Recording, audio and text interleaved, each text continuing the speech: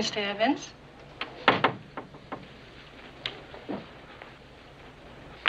Monday morning is never good.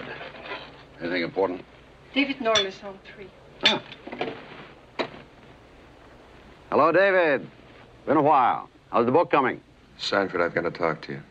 Yeah, I know. You want to tell me that it's only half written and we're going to have to delay our... Half written, hell, I don't have a word on paper. It's been almost a year. I know how long it's been, Sanford. But I can't write it. I'm afraid to write it. You're not making sense. We gave you a sizable advance to write a book debunking the supernatural, which was your idea, not ours. And now you tell me, a year later, you haven't even started it. I'm into the book. Deep into it. But, it's on tapes. A series of tapes. When you hear them, you'll understand. What will I understand? How far I've gone.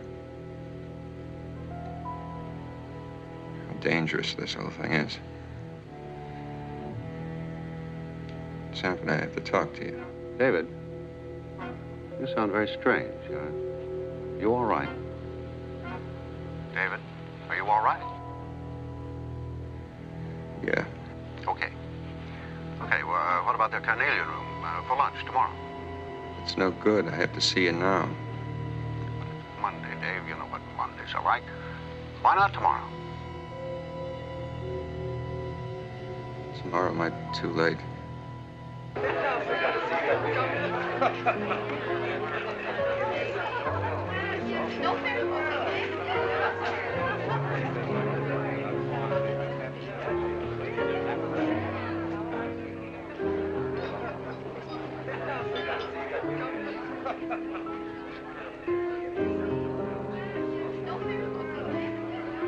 Do you wish to order now, sir? No, just bring me a phone.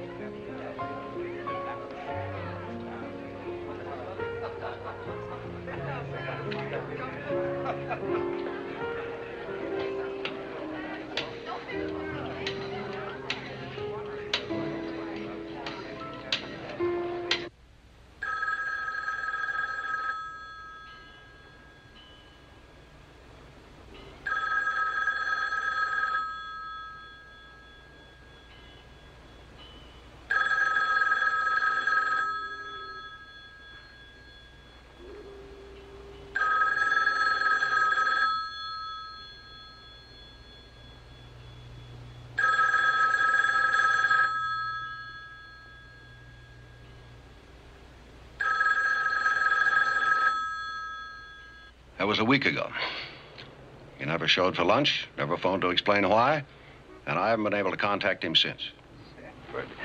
You should be used to eccentric writers by now, and in my opinion, David Norlis is just a bit more eccentric than most.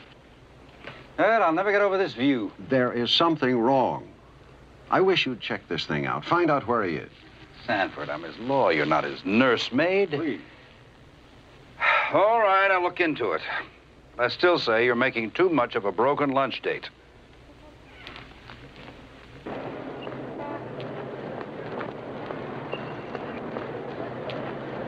Sanford! Sanford! Oh, good. I was hoping I'd see you. Yeah, glad I ran into you. Have you got time to catch the cable with me? Where are you going? I'm going up to the club. All right, fine. We'll have a drink. Good, yeah.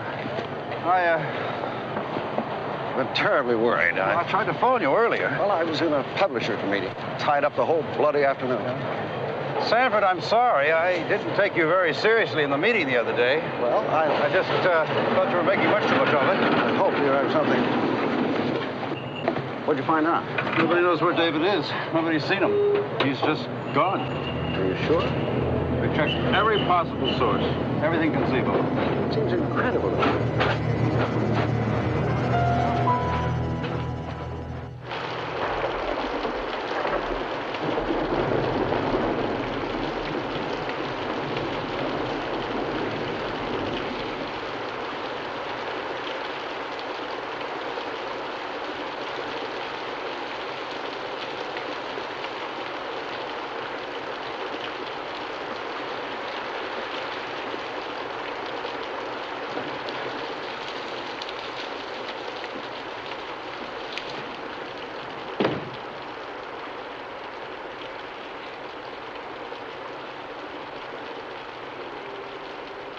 David?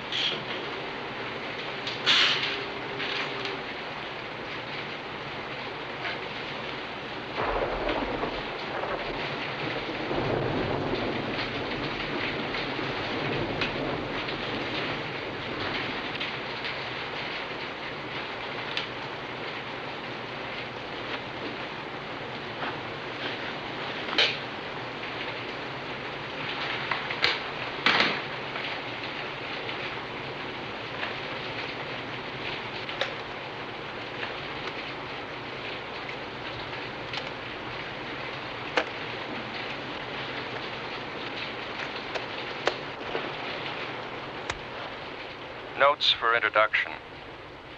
Today is Thursday, September 25th.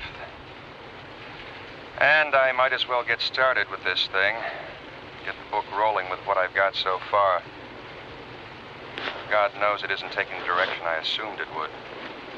This whole thing began when my natural writer's curiosity was aroused by an article I'd read in a weekly periodical.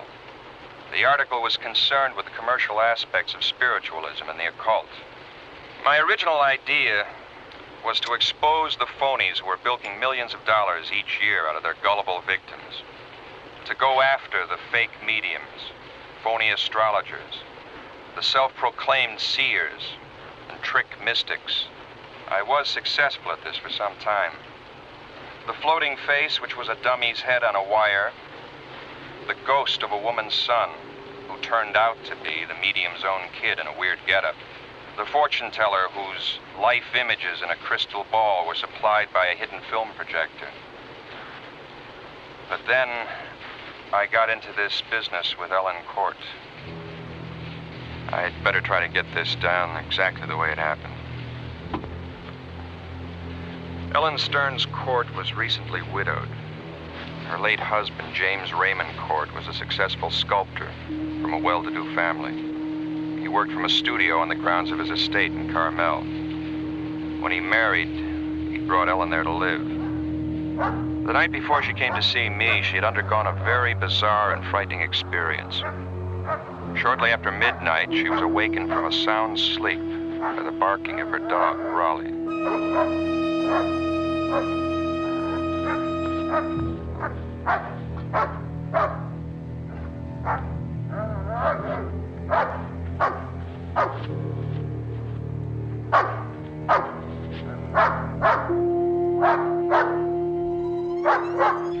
What is it, Raleigh? What's the matter, boy? Somebody out there?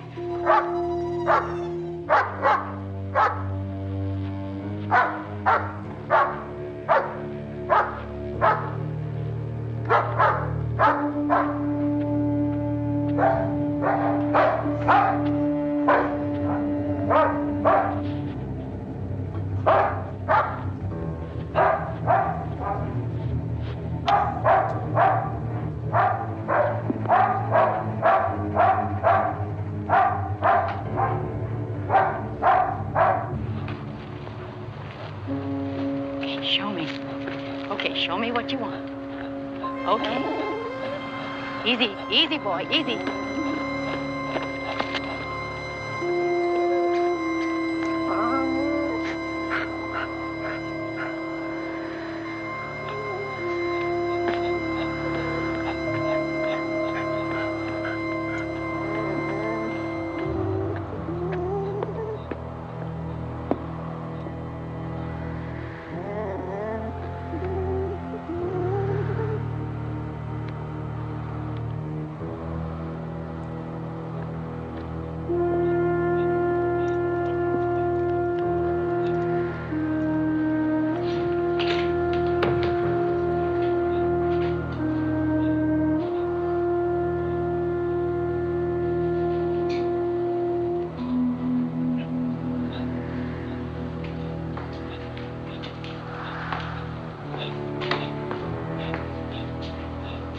The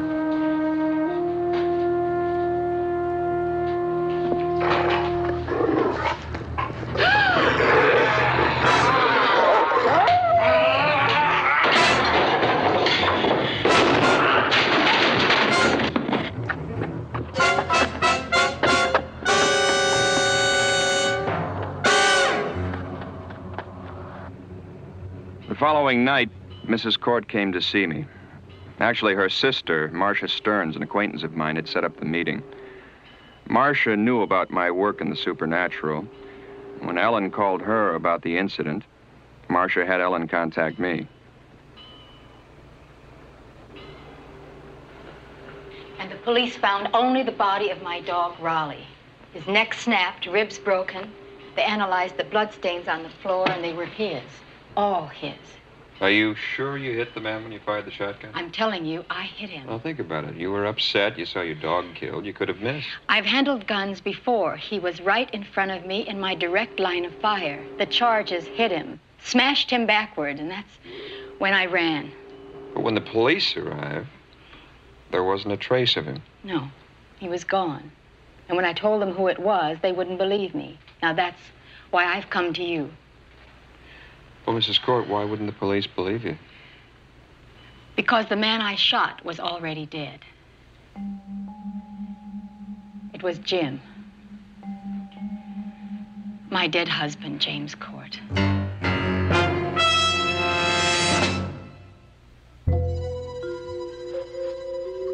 Ellen Court seemed convinced that she had encountered the risen form of her recently entombed husband. I asked her to describe the circumstances surrounding Court's death. Jim had been feeling very bad. We didn't know why, and our family doctor suggested that he undergo a series of tests at the Fraser Clinic. That's when we discovered he was suffering from a terminal disease of the brain called Pick's disease. I've heard of it. There's no cure, there was no treatment, and I don't know, Jim just seemed to change almost overnight. He was confined to a wheelchair, would no longer work. He even had me board up his studio. He wouldn't even talk about his work. Was he at all involved with the supernatural? Yes, he was. And it started just before his death. Well, tell me about that. I'd arranged an exhibit of Jim's sculptures at the Langdon Gallery. And he met a woman there named Madame Jekyll. She owns an antique shop here in San Francisco, and part of her business involves the occult. In what way? She deals with objects that are supposed to have occult powers. She even claims to cure the sick, and Jim believed her. No doubt asked him for a lot of money, too. No, she didn't. As far as I know, Jim never gave her a penny, not even for that ring. What ring? An Egyptian scarab. Something to do with the god Osiris. Osiris is an Egyptian god involved with the doctrine of immortality. Yes. The ring was part of an agreement he made with her. You used the word agreement. What kind of agreement did they have? I wish I could tell you. I can't. All I know is Jim accepted that ring in return for some kind of promise. He refused to discuss it. Where's the ring now? Do you know where it is? Yes. It's in his coffin. His coffin? Jim even specified that he was to be buried with that ring. That it be kept on his hand. And his body is in the crypt in the grounds of the estate.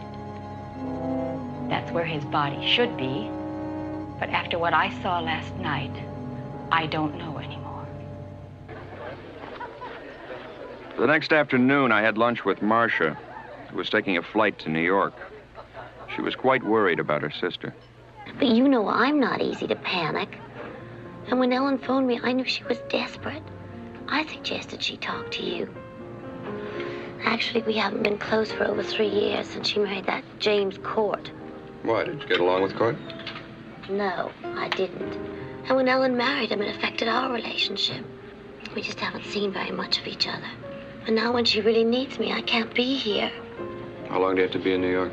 Well, only a few days. But I felt that we should talk before I left. It's important. If she says that she saw James alive, well, then somehow If I didn't believe she was telling me the truth, as she knows it, I wouldn't be here. I know, but it's just all so fantastic. I mean, how could such a thing be possible? I don't know.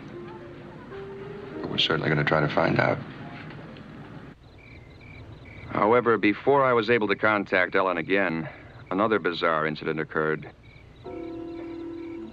That night in Carmel, a salesgirl was closing her shop for the day. Millie Parks, pretty, blonde, in her early 20s, was tired after a full day's work. She was anxious to close up, get into her car, and drive the 6 miles to her home, a small one-story beach house on the ocean near Big Sur.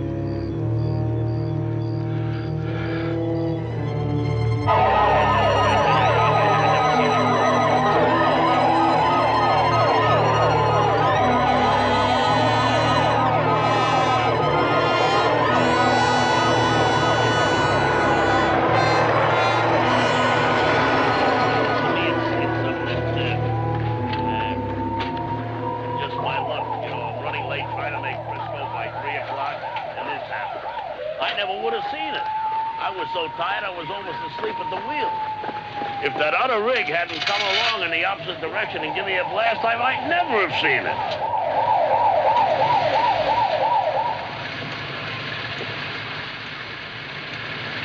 It's unbelievable. Sheriff, huh? I suppose you'll want to talk to me about it. No? All right.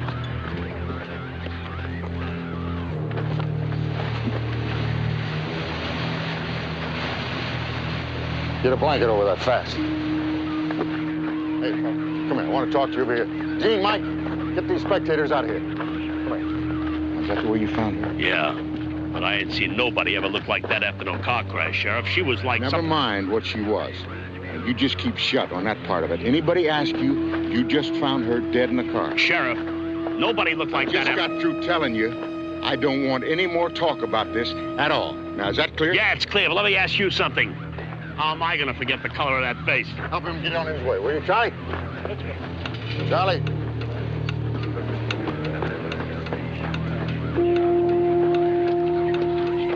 I'm putting a lid on this one. Nobody talks to anybody about the condition of the deceased. Give me the mic. Sheriff Hartley, we have a 946. Let me talk to the coroner.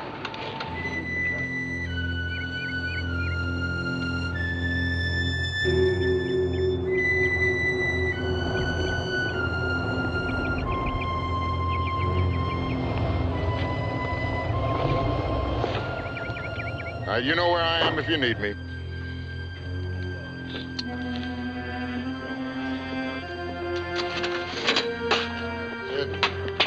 Oh, can't you ever be on time? What are you looking so sour about? Well, what do you think? You know, every time I manage to steal an afternoon, up come the rain clouds. Don't know what you're crying about. It doesn't look so bad to me. Well, if I came from Chicago, it wouldn't look so bad to me either. Hey, what about the autopsy report? I didn't get it yet. Oh, might be ready now. Why don't I call the office and find out? What is It's going to take a couple of minutes. Why don't you go get changed? Oh. You want playing those? Oh, you're funny. I'll meet you in the first tee.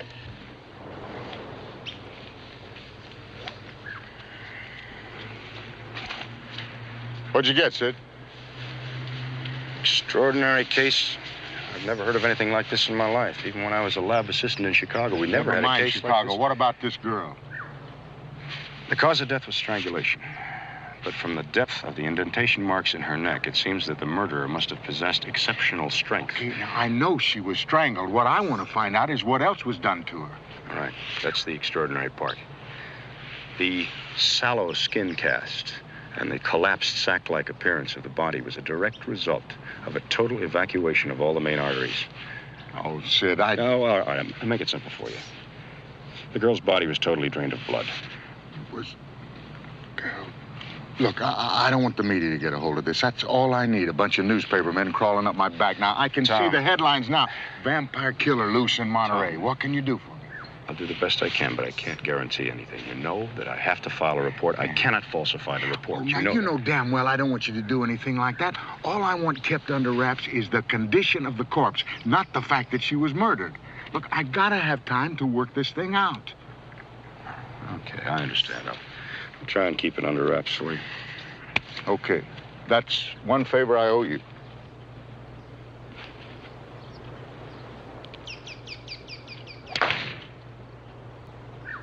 From the looks of that one, I'm going to have to take 2 shots aside for... Sid, now, you know the only people who give shots are doctors.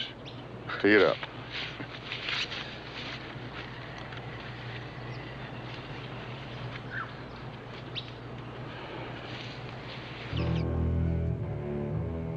The morning I drove down from San Francisco, the weather was foul. A curtain of cold rain fell from a gunmetal gray sky. I'd set up a meeting with Sheriff Hartley in Carmel to discuss the Ellen Court situation. I didn't expect much cooperation from him, but it was worth a try. A way to begin. When I pulled up in front of Hartley's office, the sky had begun to clear and the sun was breaking through. I hoped it was a good omen.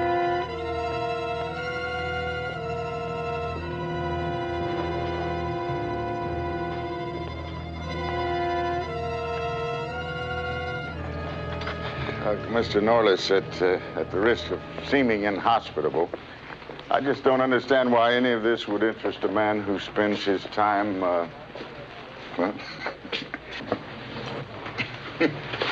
chasing ghosts. I'm sure you find this all very amusing, Sheriff. Mrs. Court swears her husband is alive. She asked me to help her. I agreed to. What do you want from me? Any information that ties in with the man she shot in her husband's studio. Shot at. It's plain she missed him. Nobody can take a shotgun charge and keep walking. Look, she saw an intruder, she went panic. He could have been anybody, some bum looking to spend the night indoors. It gets cold out here in these woods at night. Now, I'll bet you that right now your ghost has hopped a freight and is halfway to Chicago. As for information, I don't have any to give. What about that girl who was murdered in her car the other night? What's her name? Millie Parks? Well, what about her? Well, I stopped in town before I came here and heard a few people talking about it. Well, it's like they say. Read all about it in your daily newspaper. I have. Somebody hid in the car, strangled her, the car hit a tree. Now, that's all there is to it. Mm-hmm. Are you sure that's all there is to it? Mr. Norliss, now, are you saying there's some connection between that dead girl and Mrs. Court's ghost? I'm not saying anything. I'm just asking questions. That's what I get paid for. And I'll handle it if it's all right with you, Mr. Norliss. Sure, Sheriff. It's all right with me. Just seems that there are a lot of nervous people in town. I think they saw a lot more than they're willing to talk about. Like I said, that's police business. Okay. Thanks for the information.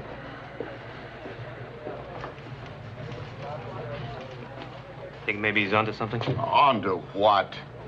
Now, there's a very simple explanation to this whole thing. All we've got to do is find it. Well, I hope so, Tom. I sure hope so. Oh.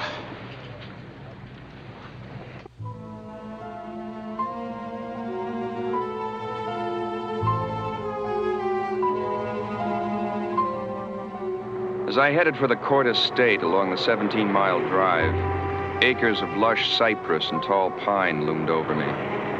The ocean below bellowed and roared, smashing into the coastline, spilling white foam along the sand.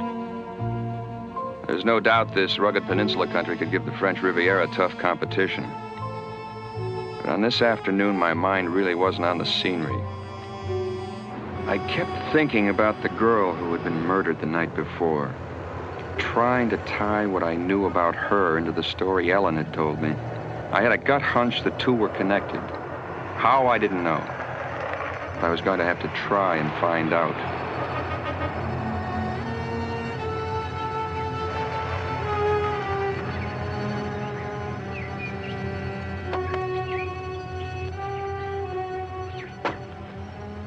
Hello, Mrs. Court. I really do appreciate your coming.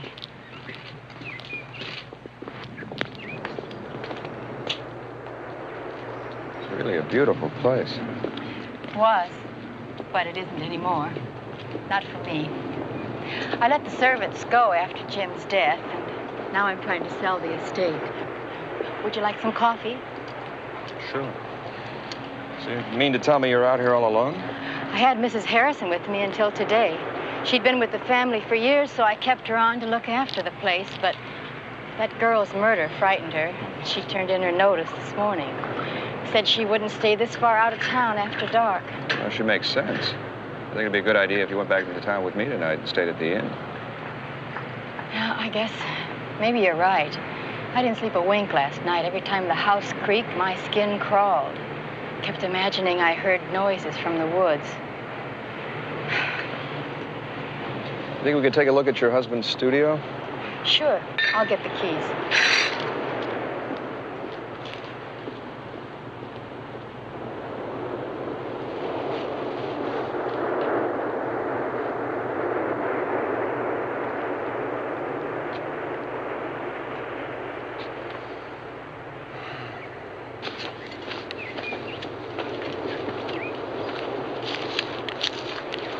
Say the dog led you in this direction?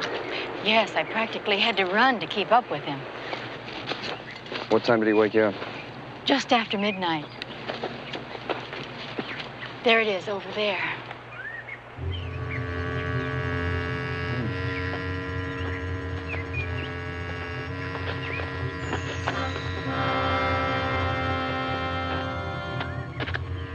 Jim loved this place.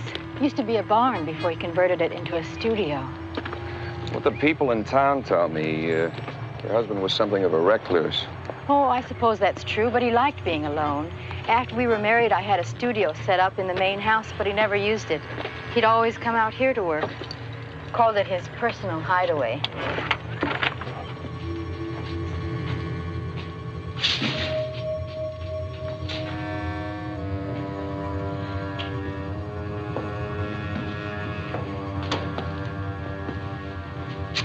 Is this from the dog? Yes, all of it. He killed Raleigh as easily as you'd smash a fly, and he was a German Shepherd, a very powerful animal. Now, you say you had to unlock the door to get in. That's right. The question is, how did he get inside? Is this the corner he came from? Yes. He was standing right here. I'll never forget his eyes. They were horrible, wild, staring at me. How long has it been since you've been out here? I haven't been here since Jim died.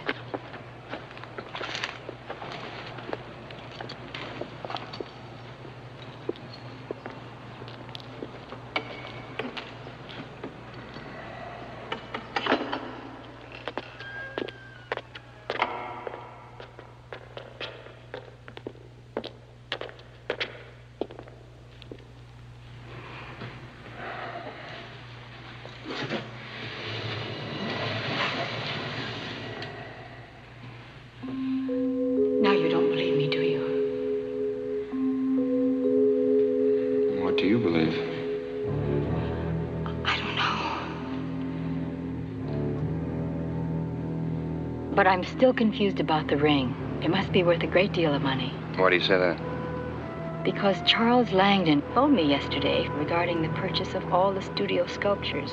When he mentioned the ring, I told him it wasn't for sale. Well, what did he say? He became quite upset. And that's when I hung up. Maybe I should have a talk with Langdon. Look, while I'm in San Francisco, do me a favor. Find out all you can about that murder the other night. There's something about that girl's death they're trying to hide. Well, then you think there's a connection between what happened to me and the Parks girl? I don't know. That's what I want to find out. I'll call you tonight.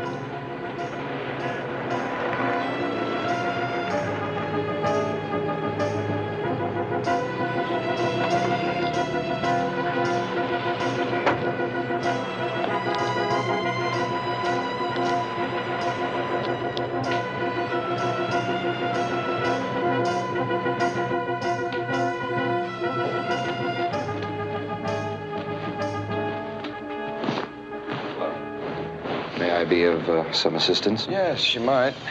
You tell Mr. Langdon that David Norliss is here to see him. If you'll be so kind as to follow me.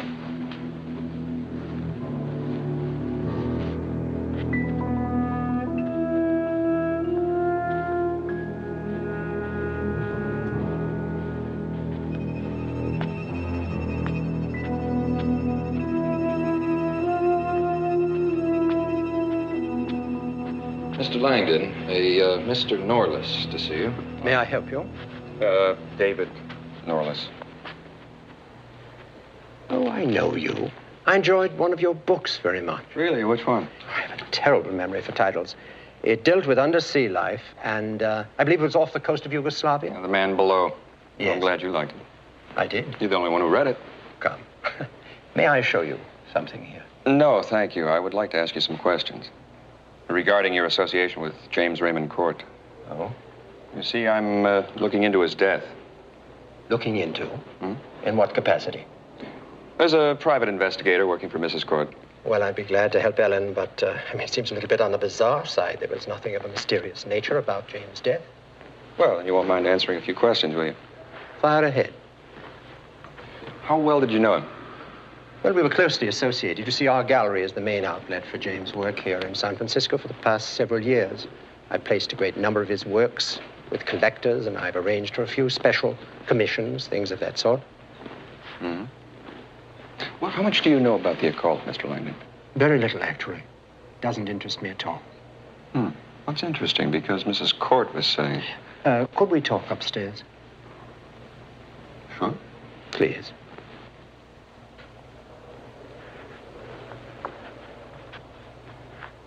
You see, I somehow got the impression that you were responsible for Mr. Court's fascination with the supernatural. No, it was simply a manifestation of his disease.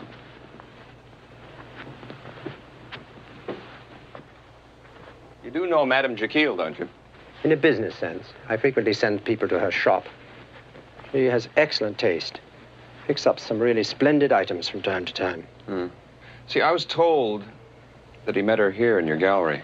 Yes. We had James' last exhibition.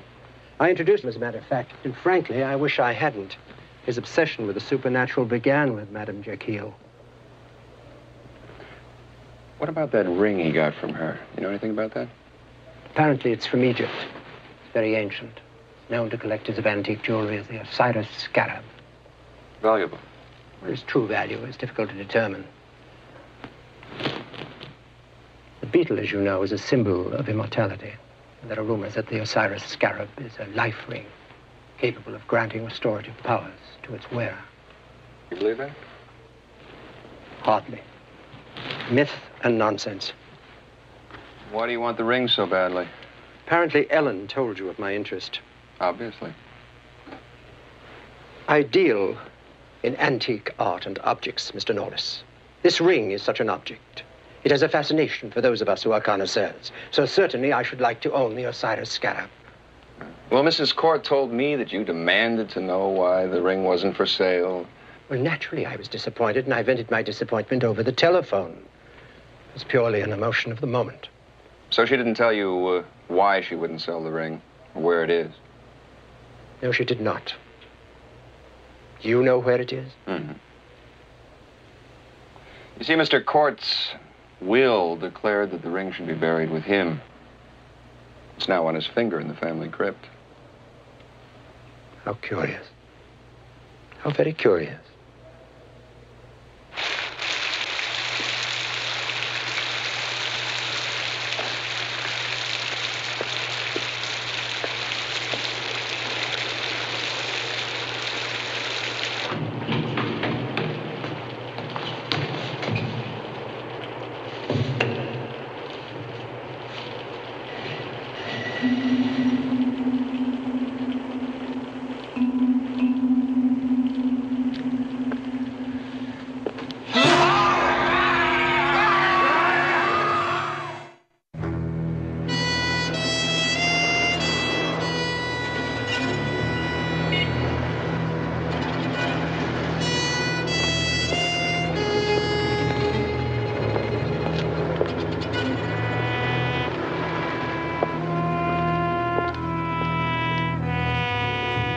Private agreement with Mr. Court. Now, it's no business of yours or anybody else's. I keep private business private. Madame Jekyll, Mrs. Court thinks her husband is alive. As a matter of fact, she thinks she saw him. In the studio? Well, now, isn't that interesting? How did you know where she saw him? Jim always loved being in the studio. And his presence might linger there. Oh, come on, this was no presence. This was a real man, real enough to kill a dog and take a double shotgun blast in the chest. Why are you telling me this? Look, this has nothing to do with me. Well, I think it has a lot to do with you. And the ring you gave to Court. All part of a puzzle. And I thought you'd help me put the pieces together. There's nothing I can say. What about the studio? I think you know something about the studio, and it's linked with the ring. Look, I'm gonna tell you something. You stay away from that place. Stay away from the whole Court estate. Why? It's the house of Sargoth.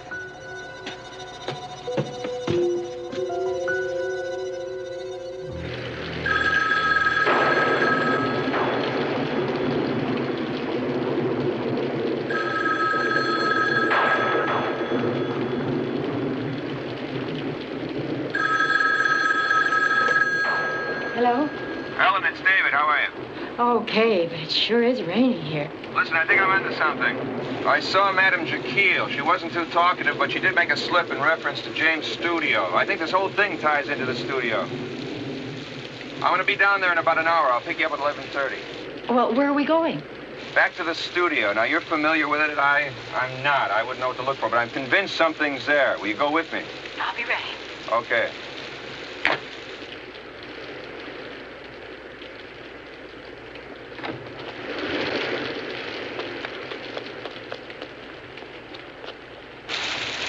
Midnight. I was worried. I thought something might have happened to you. The storm slowed me down. I ran into a lot of heavy traffic. What do you expect to find at the studio? I don't know. I'm not sure. Did you find anything out about the Parks girl? You know, only that there seemed to be something strange about the body. Like what? Like she had no blood.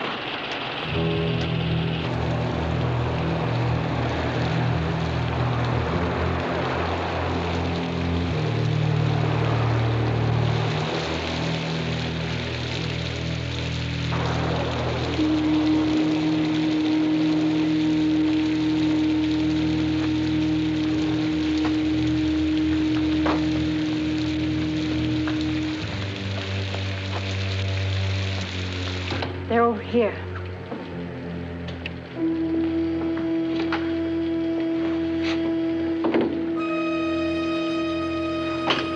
I hate to put you through this. I'd rather have done it alone. No, I'm glad I can help. Anyway, I was going stir crazy waiting back at the inn.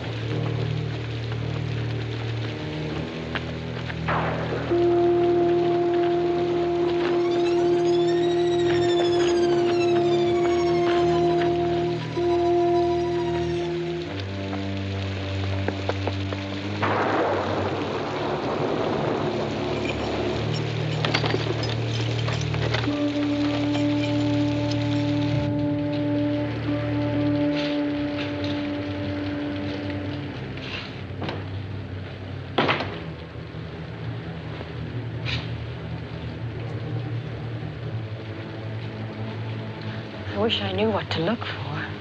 Anything odd or abnormal.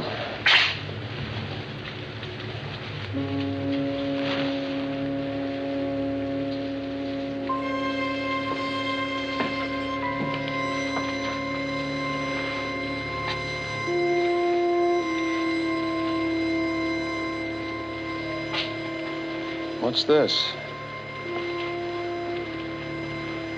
I don't know. I've never seen it before. I wasn't here the other day. I know. You sure he didn't start this just before he died? No. This isn't his. It's not like his work. Look at the face.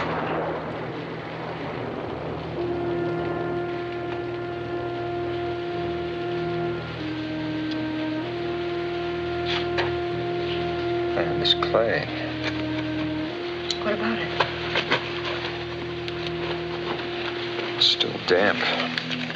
Someone's still working on this thing. But that's impossible. How could that be?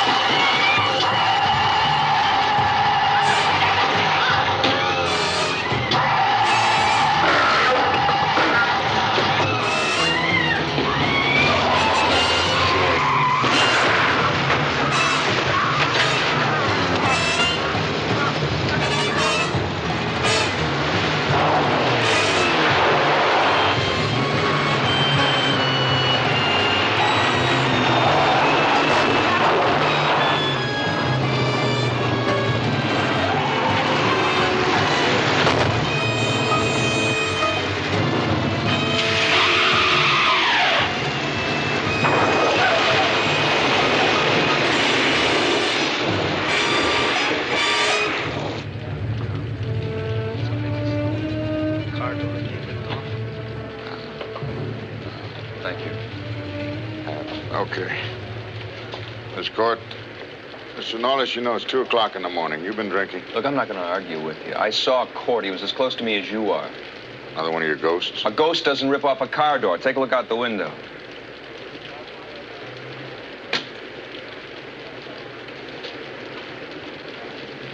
He did that? He did that. Mrs. Court, are you all right?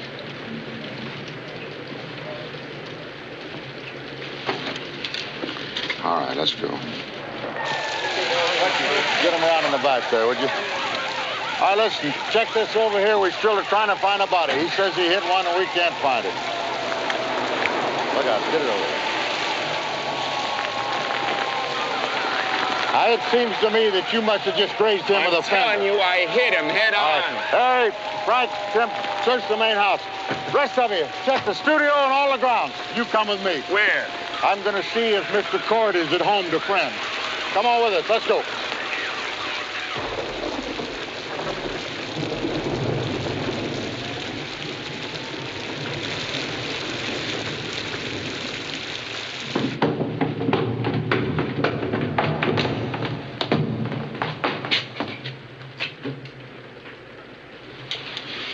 Someone's taken the body. Did you hear what I said? That's all there is to it. Somebody's taken the body. Well, hardly. What more do you need? Now you look, Mr. Norlis. I just don't buy your zombie story. As far as I'm concerned, we got a prowler that looks like Mr. Court, who assaulted you people when you caught him doing his job. This is Court's now, fault. for his own reasons, he removed Mr. Court's body. Now, I'm still in the dark as to why. Maybe it's to follow up the disguise. How do you explain the abnormal strength? Do you think I pulled the door off the car? I don't try to explain anything. If I did, I would say that you snagged the open car door on the garage in your hurry to get out. Now, look, when people panic, they do funny things. Well, what are you going to do about all this? Assuming that we don't find the prowler on the grounds, and I agree that's very unlikely, then I'll have the woods searched. In the meantime, it's late, and I'm tired. I'm going to take Mrs. Court back to town. You follow us. When you get there, you can sign a complaint. Let's give up on this wild goose chase.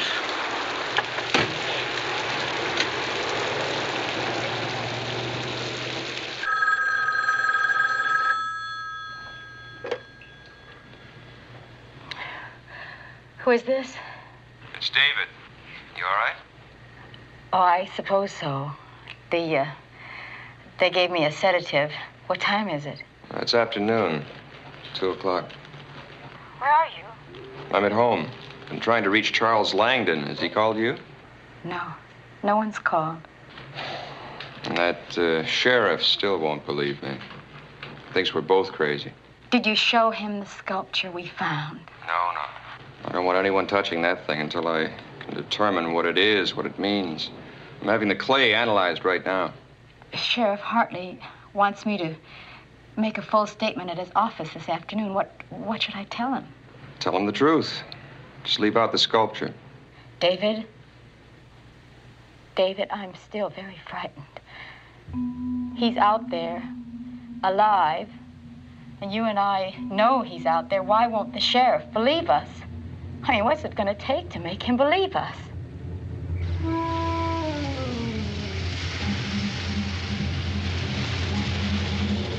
That night, Ellen's sister, Marcia, drove down from San Francisco.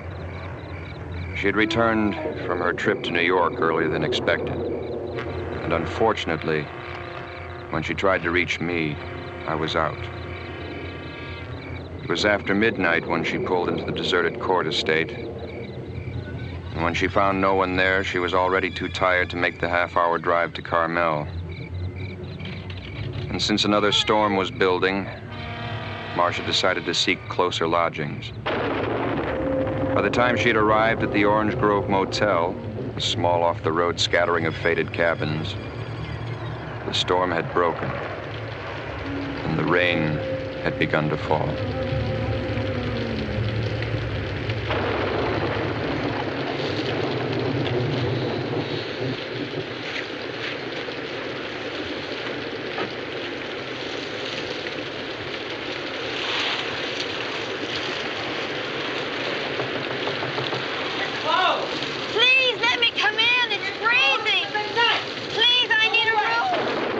Will you tell her we're closed? Papa, tell her it's closed.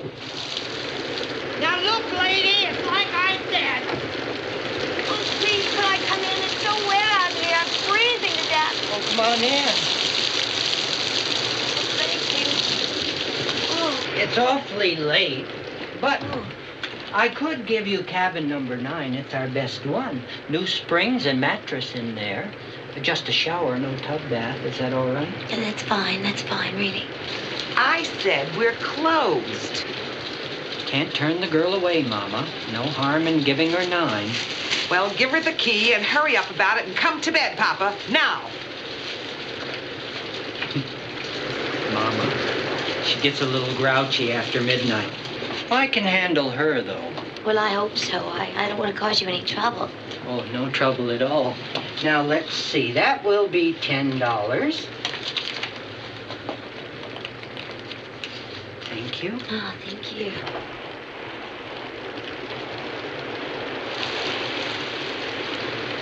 Can I help you with your things? No, thank you. I can manage. Pleasant dreams.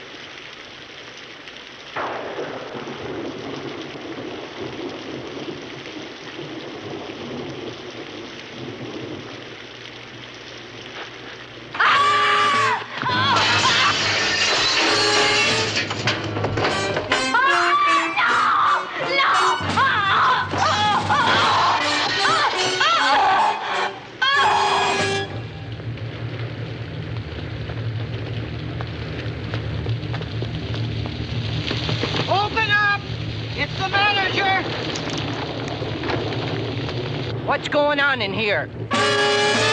No, I didn't get a good look at him. He just came wailing out,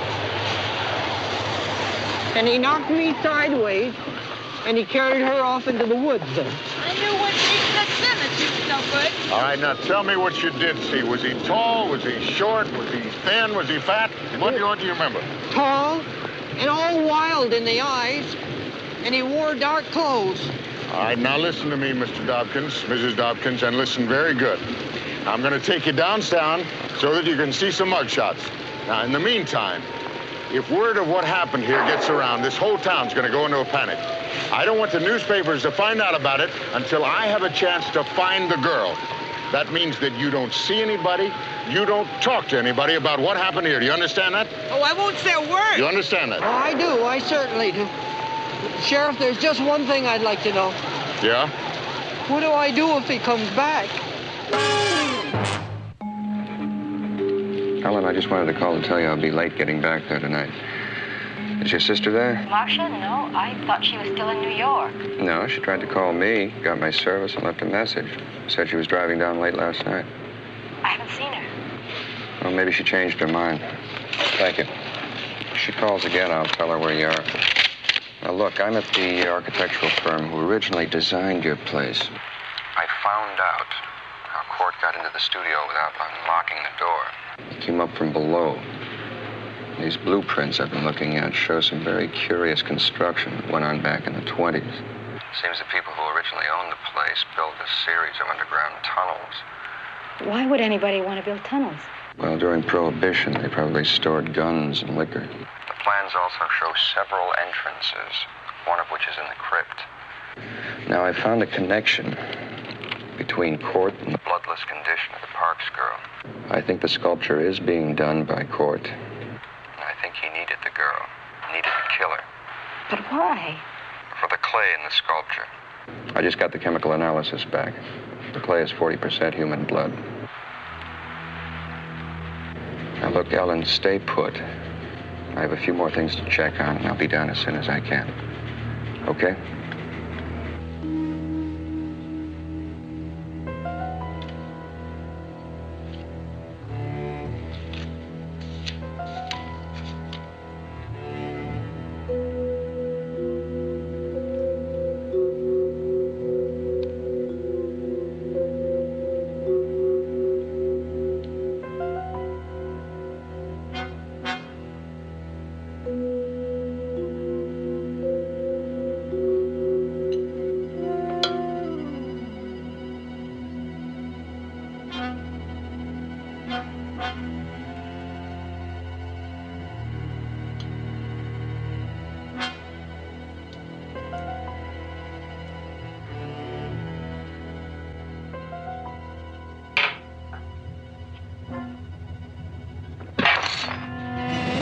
I've got to talk to you.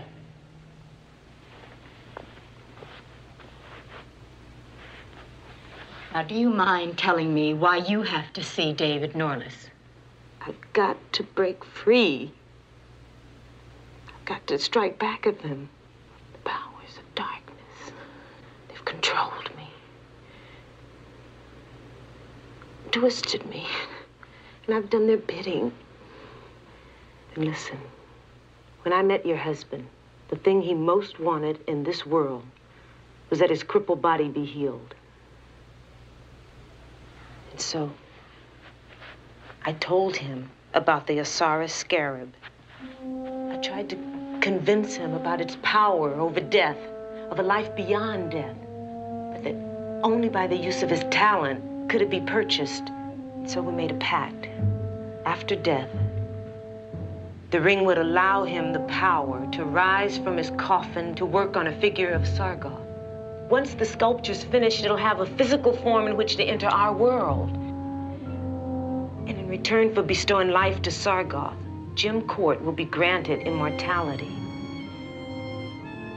But we can stop him. That's why I came here. His powers take effect after sundown. If we can reach him by sunset, we can remove the ring from his finger.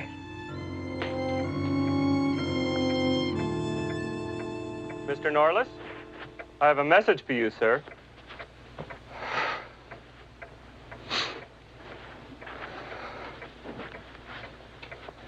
Thank you.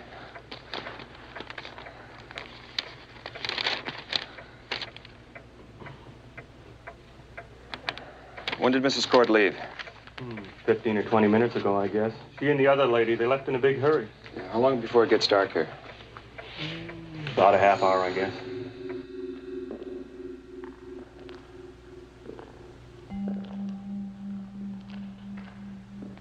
The entrance has got to be here someplace.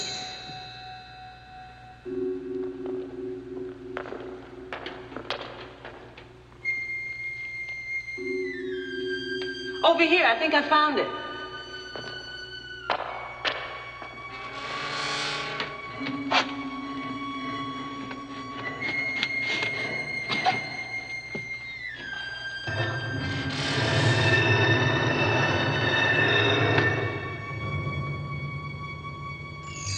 I'll go first. Maybe we should wait. We don't have time. We can't wait.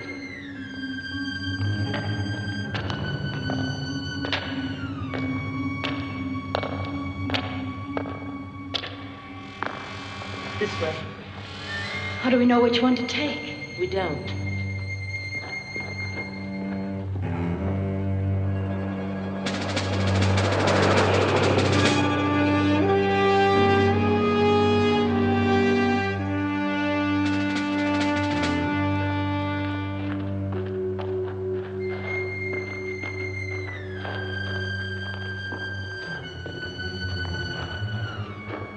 You take that tunnel and I'll take this one.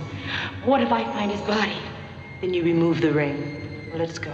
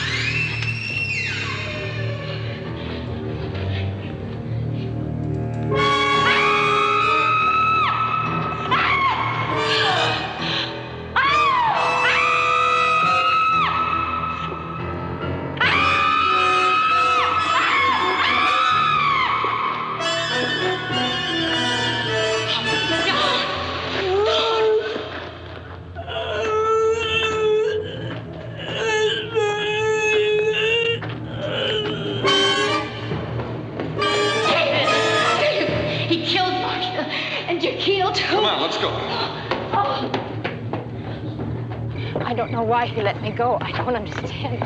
But it's no use. Nothing's any use. Can you get it open?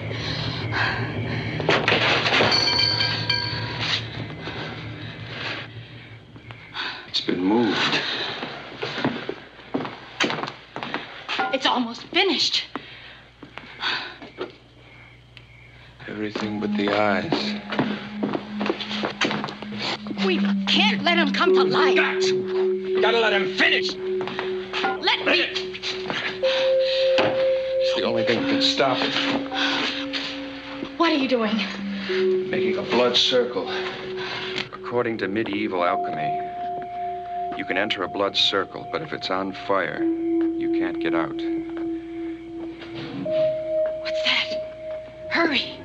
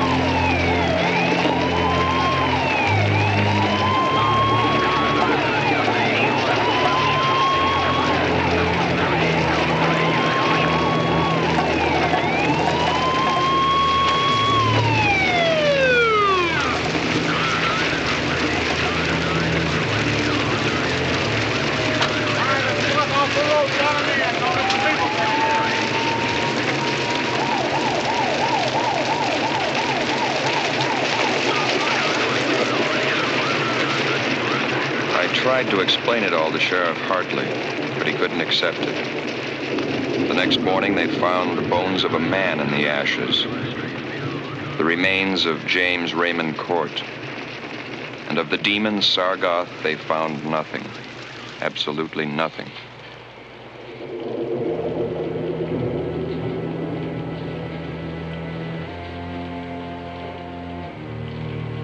Sargoth.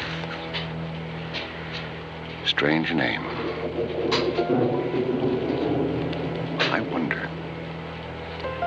I wonder if he was truly destroyed.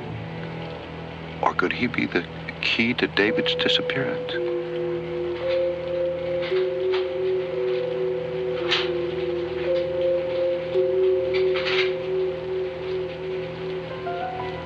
Well, maybe this will tell me.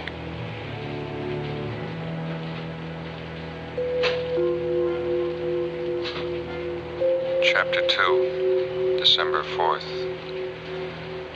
It was a rainy afternoon when I received the letter.